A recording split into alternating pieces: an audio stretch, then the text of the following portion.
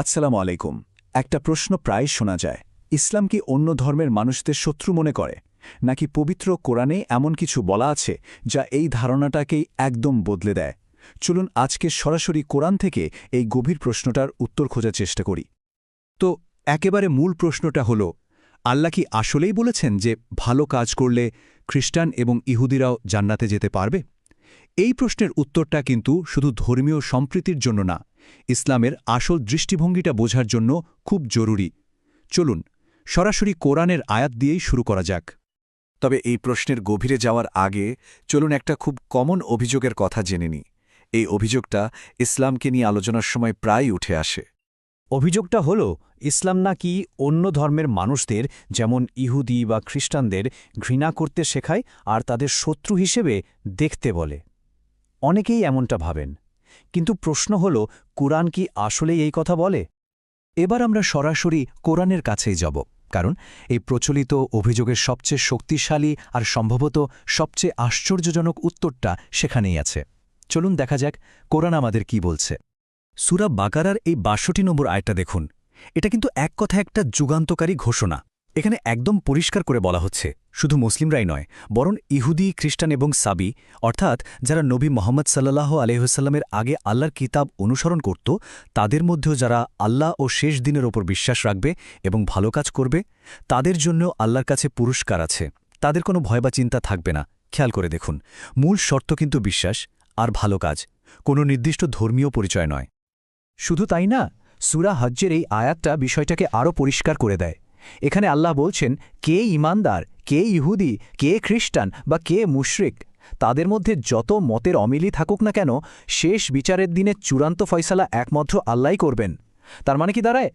এই পৃথিবীতে কে ঠিক আর কে ভুল, সেই রায় দেওয়ার দায়িত্বটা মানুষের না, এই ক্ষমতাটা শুধু এবং শুধুমাত্র আল্লাহর।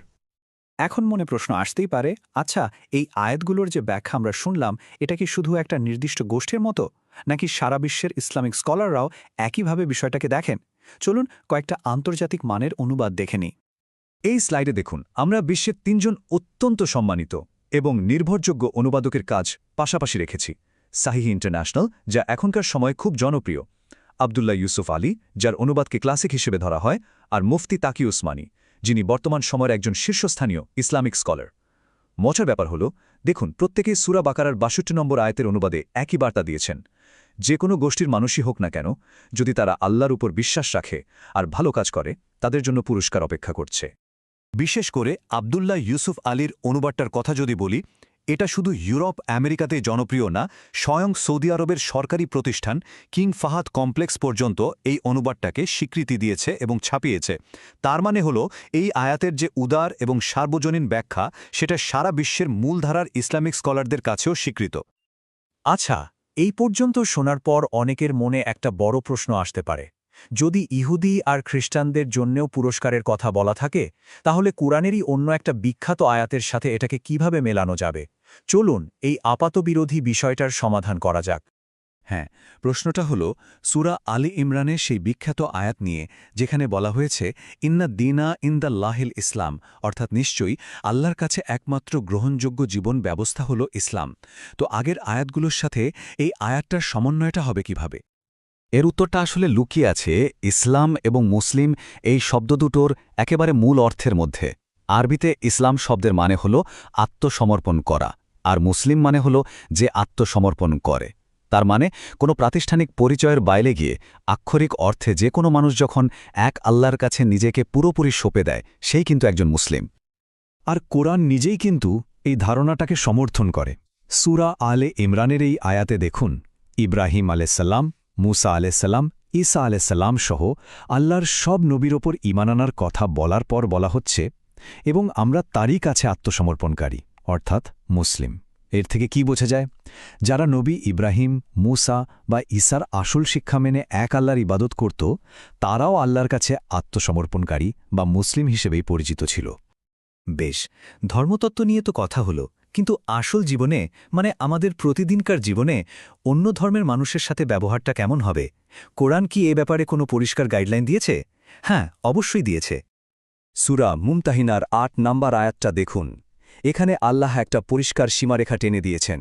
একদিকে যারা ধর্মের কারণে তোমাদের সাথে যুদ্ধ করেনি বা তোমাদের বাড়ি থেকে বের করে দেয়নি, আল্লাহ বলছেন তাদের সাথে ভালো ব্যবহার আর ন্যায় বিচার করতে কোনোই বাধা নেই। আর অন্যদিকে যারা তোমাদের উপর আক্রমণ করেছে তাদের ব্যাপারটা আলাদা। তার মানে শান্তিপূর্ণ সহাবস্থান আর ন্যায় বিচার, এটাই হলো অমুসলিমদের সাথে আচরণের মূলনীতি। এর মানে কি দাঁড়ালো? ন্যায় বিচারের ধারণাটা সার্বজনীন। যদি রোহিঙ্গা, কাশ্মীরি বা উইগুর মুসলিমদের ওপর অত্যাচার হয়, তার প্রতিবাদ করা যেমন জরুরি, ঠিক তেমনিভাবে পৃথিবীর অন্য কোথাও যদি কোনো খ্রিস্টান, ইহুদি বা অন্য কোনো গোষ্ঠীর ওপর অন্যায় হয়, তার বিরুদ্ধে দাঁড়ানো ইসলামের ন্যায় বিচারের নীতিরই অংশ। কারণ অন্যায়ের কোনো ধর্ম হয় না। তো পুরো আলোচনার শেষে আমরা একটা পরিষ্কার সিদ্ধান্তে আসতে পারি, আর এই সিদ্ধান্তটা আমাদের কাঁধ থেকে একটা বিরাট বোঝা নামিয়ে দেয়, আর সেটা হলো অন্যের বিচার করার বোঝা। চলুন আজকের আলোচনার মূল পয়েন্টগুলো একবারে দেখে নিই। ১. কুরআন নিজেই ভালো কাজ করা ইহুদি ও খ্রিস্টানদের জন্য পুরস্কারের কথা বলেছে। ২. কে জান্নাতে যাবে আর কে যাবে না, এই ফাইনাল জাজমেন্টের মালিক একমাত্র আল্লাহ, কোনো মানুষ না। ৩. যারা আমাদের সাথে শান্তিতে থাকে তাদের সাথে ন্যায্য এবং ভালো ব্যবহার করাই ইসলামের নির্দেশ। আর ৪. ধর্মের নামে ঘৃণা বা বিভেদ ছড়ানো কুরআনের শিক্ষার পুরোপুরি বিরুদ্ধে। শেষ করার আগে একটা প্রশ্ন রেখে যেতে চাই। যদি পরকালের চূড়ান্ত বিচারক আল্লাহই হন, তাহলে এই পৃথিবীতে একে অপরের বিশ্বাস বা কাজ নিয়ে বিচার করার ভূমিকা পালন করার আমরা কে? এই প্রশ্নটা আমাদের সবার ভাবার জন্য রইল। আল্লাহ হাফেজ।